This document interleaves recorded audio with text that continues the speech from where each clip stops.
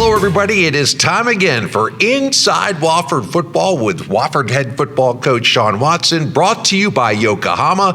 I'm Jim Noble. Coach, hey, it's here. 2025 is upon us. I know there's so much anticipation this year, a lot of new faces. You and I have talked about the state of college football and how that is the new normal. But as you head into this season, you know, we've talked about things like team speed and optimism and talent. There's a lot of buzz around this building right now.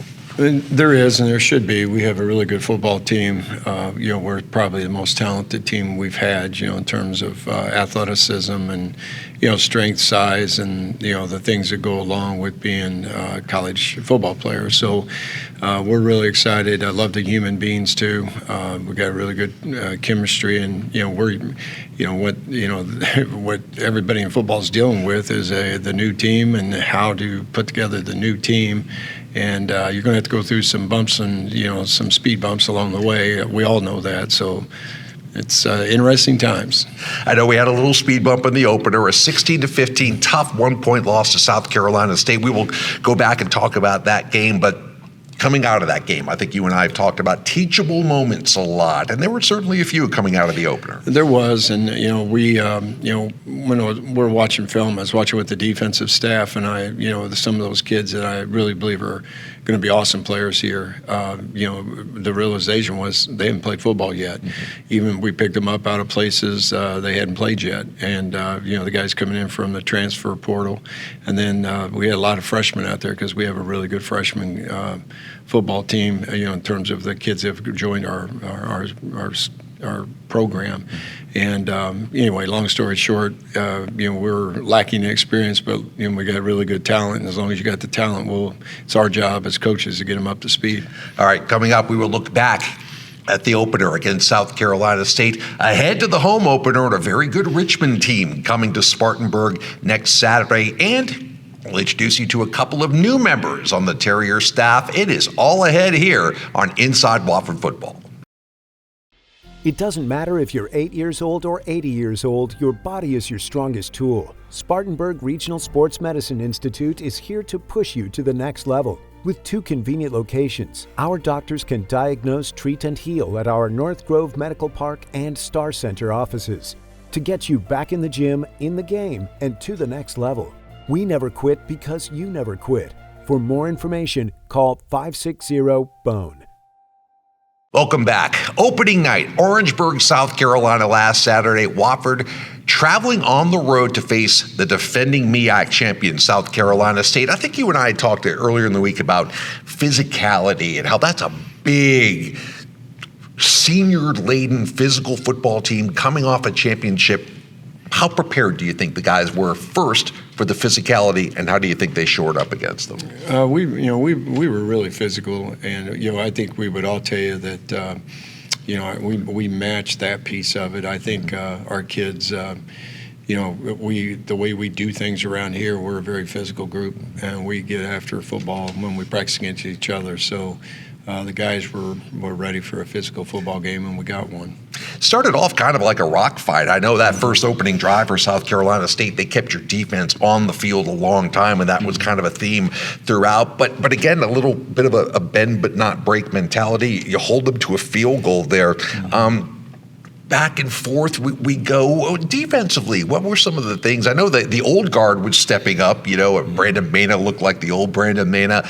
Marion Smokes was playing a great game. How did you feel your defense was holding up in the first half? Well, obviously we got to get off the field, and I think our guys, the coaches on that side of the ball, as well as our players, would tell you that. On critical third downs, we got to get off the field, and that's one of the things that we got to shore up this week, because honestly, we were there for plays, and many of the times, and we have to finish those plays. So, all teachable moments, things that we can get shored up.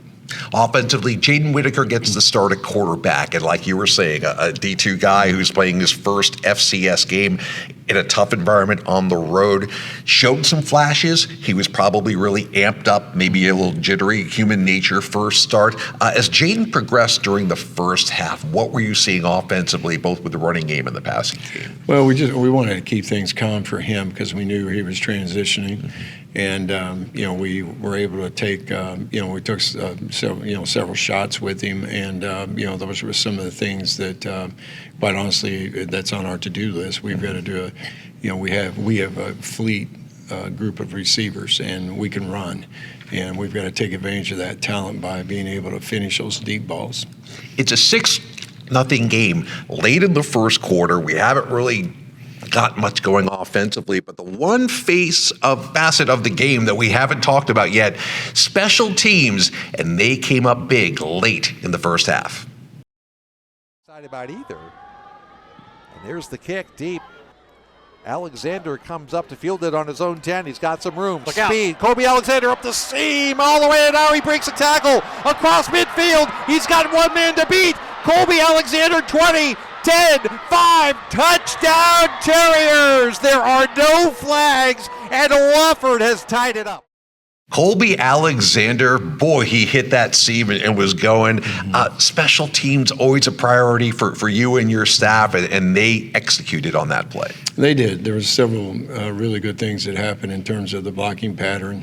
Several guys, did their job. Dustin's done a tremendous job, and Kobe's one of those kids I'm talking about. We were really fast at wide receiver, and you saw it there on that play. All right, so we go into the locker room with a 7-6 lead. When we come back, half number 2 from Orangeburg. You're watching Inside Wofford Football, brought to you by Yokohama.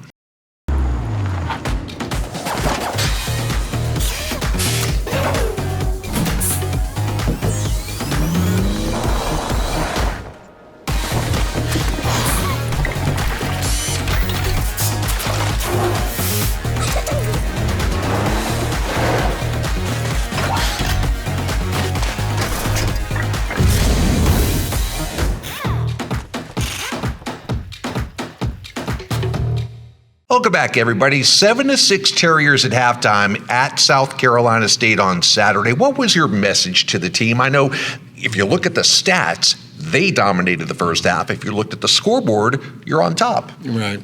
Well, it was real simple. We had to get everybody, just calm down. Really, we were. Again, get them off the field on defense and then stay on the field on offense, and that's just both sides of the ball executing. So it was get back to us. Let's go be who we've been the entire training camp. Third quarter was a little bit of a tractor pull. Neither team really got much traction offensively.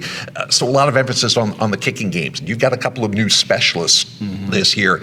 Kevin Craig started off a little tight punting, but he got a couple of long punts there as the second half progressed. Connor DeVinny, first game as a true freshman. We talked about his big leg. Was that kind of emblematic of some of the first game jitters that a lot of guys had, perhaps? It is, and we've tested him during training camp, and we keep all of our empirical data so we can make sure that analytically we can, we're kicking him in the right spots, and he's capable of doing a lot. And in hindsight, I look at it and I would have done it a little bit different for him in a couple of those cases. Maybe in the second half, especially looking at some 4-down opportunities.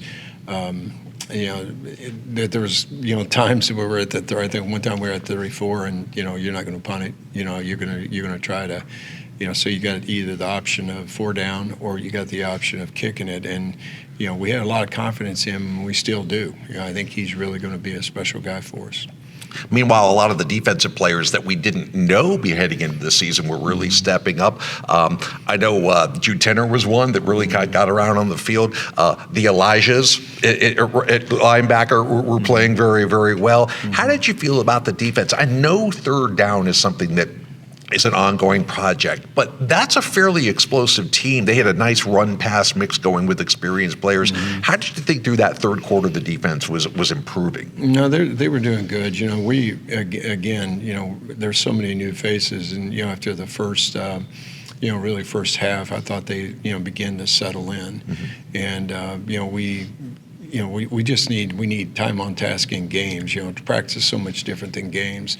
And the more experience we get in games, the better we're going to be. And because they're very, very talented people, and we got talented coaches coaching them. So we're going to we'll get all of our things, the improvable areas. We'll get them hemmed up. All right, 9-7 State as we enter the fourth quarter, and once again, it was time for Wofford's special teams to shine. Here's the punt. Oh, blocked! Pulley got it! Pulley got it! And Wofford is going to take this into the end zone. Touchdown, Terriers!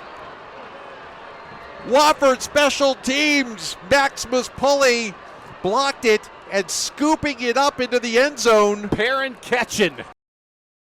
Well, there we go again, another huge special teams play. And then you decide to go for two after that game. Do you have the little card that goes in the coach's pocket and says, hey, if we're in the fourth quarter, if the number is this, go for two? I know it didn't pan out, but talk about the thought process there. That was the whole process. It was a go for two situation, no doubt, at that point in the game.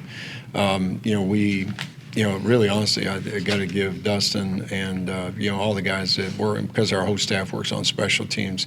That was an adjustment. Max had actually got his hand on one before that, and we added a player and got and Dustin did a great job in game adjustment, and we ended up with the big block, and it obviously ended up in a score. Yeah, that really got things rolling a little bit. And then coming back after South Carolina State gets the ball, you make another great special teams play. I think it was catching again to down the ball on the one there. They're backed up, and then you can attack defensively, and you're about to see what happened in that situation.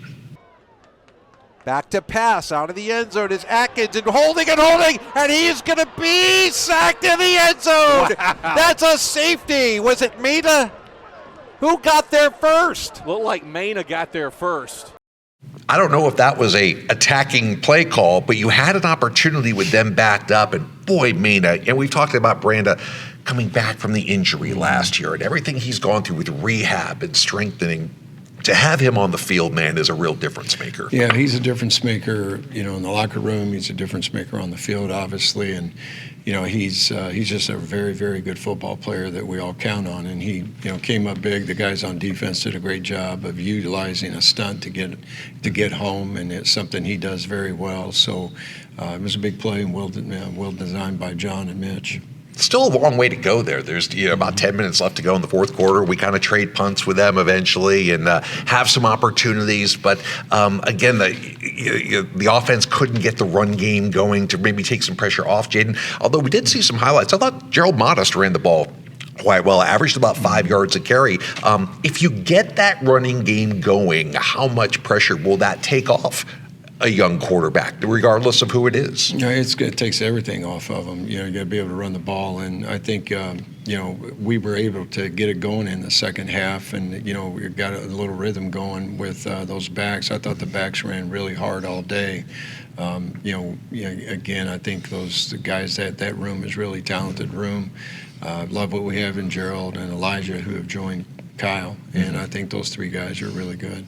All right, so we'll take it down to the last drive by South Carolina State. Started with about 4.5 minutes on the clock, and there were times when we thought we were getting off the field. I think we had a 3rd and 16 at one point, and just couldn't stop them. They eventually, on 4th down, throw the game-winning score. Not getting off the field. I know the defense was out there for a long time, and they're gassed.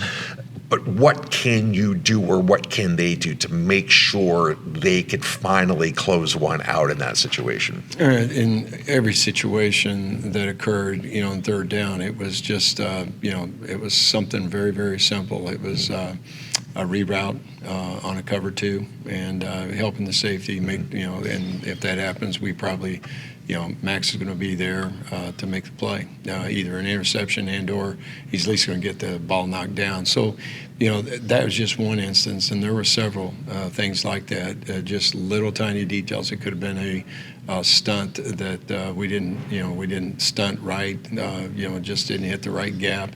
So, the little things that we can do that are real all coachable things. I mean, it starts with us as coaches, and we got to coach it better. Final 16-15 South Carolina State. Before we move to our next segment, look, fans, media, people like me, we're all guilty of overreacting to one game. And it's a long process and a long season. So from a coaching standpoint, do you try to guard against any knee-jerk reactions and play the long game? How do you feel coming out of the opener? We feel like we know what we need to do, and it's it always starts with us as coaches. We're thumb pointers around here, and I think the big thing we need to do as coaches is make sure the player understands the detail, and then the player's job is to understand the detail. And then we got to cut them loose and let them do the job. So, we're all teammates here, and the first example of team is us, and. We take the responsibility, yet at the same time, we make sure the player understands what player's role is too. So player and coach working together, I don't have knee-jerk reactions. 46 years has taught me not to, and you just keep coaching. To that end, when we come back, the home opener against Richmond, and a look at some of the new faces on the Terrier coaching staff. Inside Wofford Football rolls on right after this.